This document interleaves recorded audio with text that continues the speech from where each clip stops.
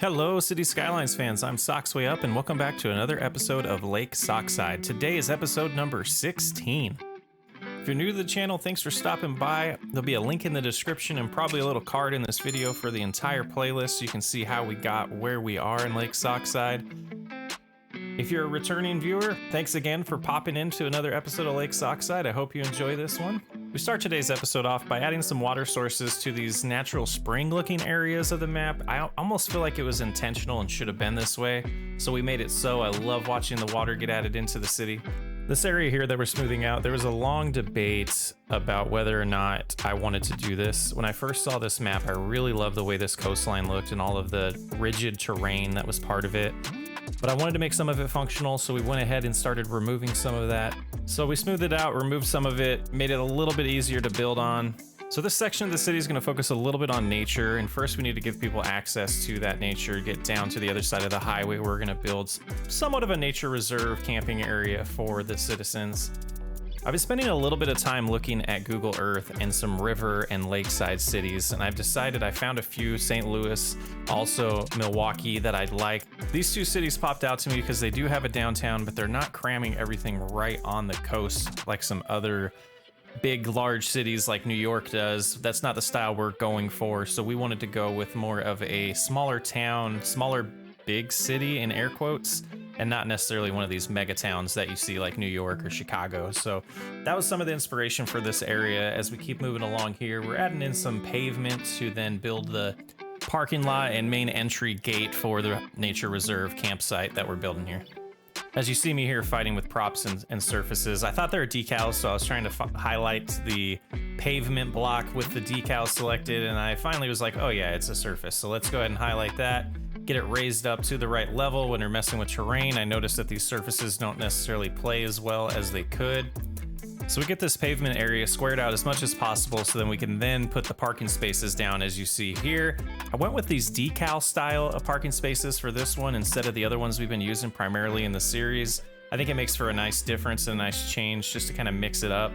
I also noticed that they're not actually working like they say they are, so we might have to use some props to fill it in to make sure this parking lot look populated.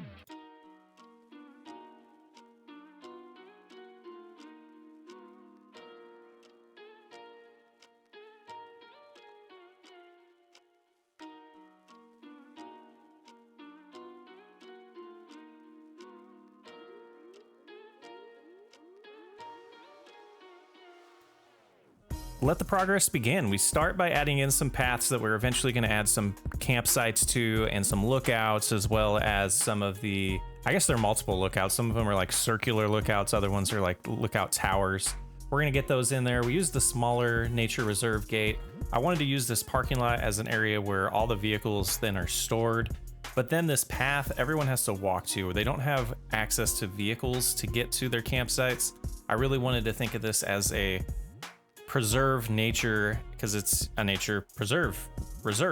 So that's the plan here. We could have added roads that then gave access to each campsite like you typically see, but I really like the idea of no vehicles around the campsites. I would love that in real life camping myself.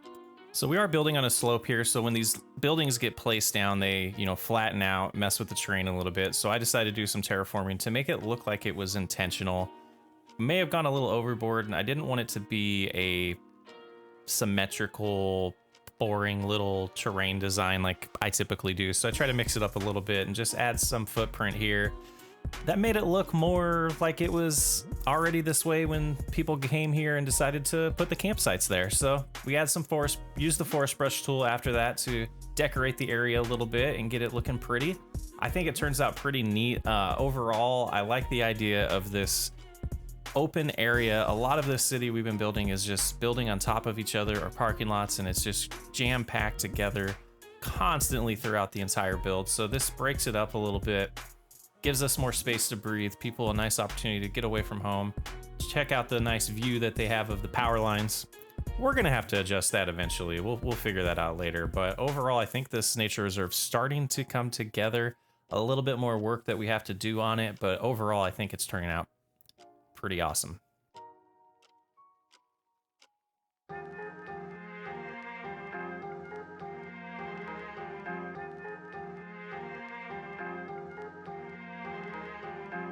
Time to transition into the next build of this episode. We are prepping this land for a new apartment, high density complex that we're going to be installing into this area of the city.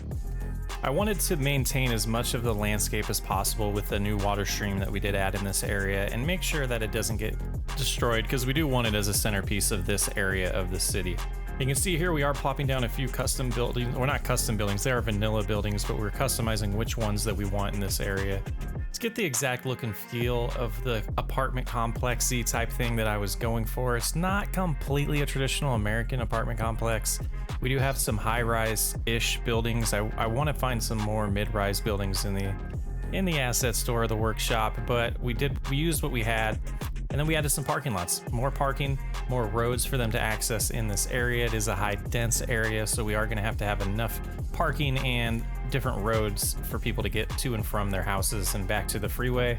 Single exit or single road accessing this neighborhood right now. I think we will fix that eventually, but not in this episode. Then we move to a little bit of detailing this part of the town. They're gonna like their trees, they're gonna like their decorations, so we're gonna add a little bit of that detail into these apartment complex, or this high density complexes, I guess I should call it. And we use the planters, we add some trees on them, we rinse and repeat that across the entire area. Then we move on to this next segment of the city, or of this complex, to add even more buildings, as you can see we're doing right now. These ones are a little bit smaller, so the ones closer to that highway or that first section that we built, they're a little bit taller than these ones. We went a little smaller out here, and then we're gonna do some fancy decorating in the center of this section. We're really excited with the way this turned out and can't wait to hear some feedback on that. Then we throw a little bit more parking in for the new residents. Then we add pavement to this entire block to make it match the other block that we just finished. We're gonna do some decorating on the internals of this neighborhood to give them a little bit of nature inside this little concrete jungle that they have created. But before we go to that segment, we're going to fix the slopes of these roads, make sure they're good for long term, as we use the toolkit again to get the slope exactly how we want it long term. And again, I don't want to come back to these things later and finish them out. I'm trying to do them as we go.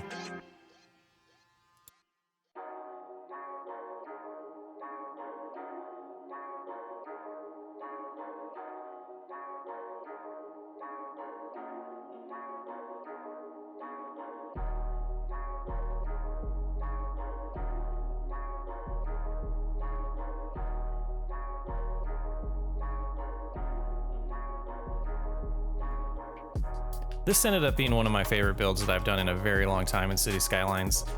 Here, I had these put in a diamond shaped instead of a square. I stared at it for a while and decided I didn't like it, so we went ahead and made them more symmetrical with the paths. Let me know if I should have kept it that way. I fought myself for a little bit, but we went with a symmetrical look instead.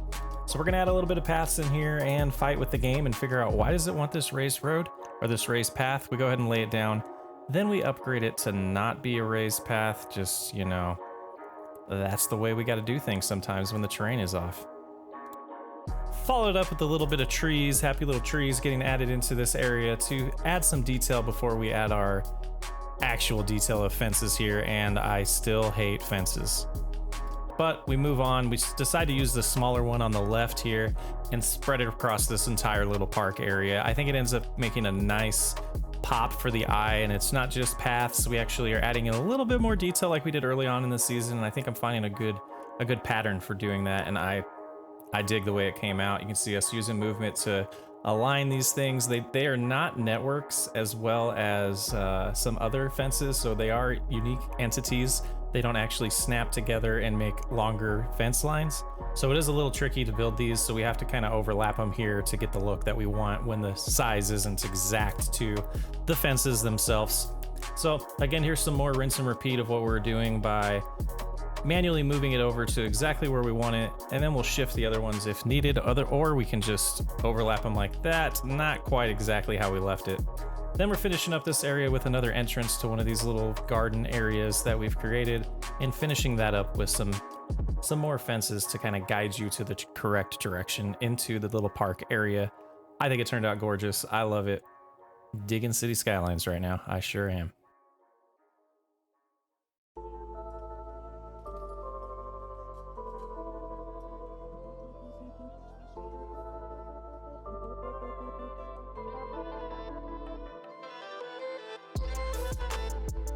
Well, it's that time of the episode where we recap what we've done so far today. Seriously, let me know what you think about these two builds. I dig the way they turned out. We still need to add some cars in here or figure out why these decals aren't actually having people park in them. I have an idea. I think I might have used the wrong one. I think there was two of each flavor. One was working and one's not working. One's just for looks for us to, put whatever cars we want there. And maybe that's what we'll do. But here you can see these campsites turned out great. I personally would love to camp here. We have this side a little bit different with the pathing. I just went back and forth with changing that. I love this hunting cabin. It's got a little no door, just an open air kind of feel. But I went with the same or the different paths on this side to keep it a little bit unique on that side of the road. They also got some nice fires up here and campsites as well. But yeah, I think that turned out cool. Then we fly on over to the other build that we did this episode. This apartment complex is starting to, add some more people to this new town, and a little unique spot that I think was a real good use of the space over here. When I first looked at it, I didn't think I'd be able to get as much detail or as much of many citizens really in. With the high density we did it. The traffic hasn't been much of an issue yet. We'll see how that turns out, but I love the way that ended up coming out in the long run there. It turned out pretty cool, and you can still have access to that new stream that we added. Maybe some paths are needed down there. We'll figure that out later. I don't know. I think we might leave it as it is, but I love the way that water just kind of glides under the highway there, just leads out to the river or the lake, whatever we're going to call the main body of water. I think it's a river, and we called it Lake Sockside, but yeah, that's definitely a river. But here you can see this is the next area. We're going to start expanding it, get these two towns to eventually meet and touch each other and complete that. We got to get back over here and finish this area as well. Got to get more residents in so we can put as many office complexes as we want into that area long term. A couple more things I wanted to kind of point out while we're doing this live play. As you can see here, we didn't really utilize the space as well on the coast. Here we did a lot better. It has a purpose, it has a reason for what it is, and it's this nice reserve, this camp area for everyone to come hang out and do some fishing and go to the lake on the water, or the restaurant on the water as well. Yeah, again, a purpose. We're trying to build things that have purposes and use the entire map. A lot to go still in Lake Sockside. 16th episode in. Man, there's a lot still to do. This is going to be a multi-year project, especially because I took some time off, but we don't need to talk about that. But here's a top-down view of this new area. I think it looks sweet. I really, again, I'm excited about the way it turned out. I hope you guys enjoyed it as well. Cars are filling up there. It's looking pretty good. Looks like we missed one spot with concrete in there, or pavement that's needed. I like the way the fences turned out. Again, I hate them, but I took the time to do it. Didn't really worry about how it looked in the video. Just edited a bunch of it out to get the final look that I wanted.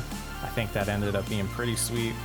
And again, we're moving faster. We're starting to move faster. Today we didn't cover much of the map, but I think we did a good amount of detailing for what we're doing to mix it up. And it's definitely showing that I'm getting a break from City Skylines when I play vanilla City Skylines for the other series going on right now. I think it's helping Lake Sockside turn out awesome.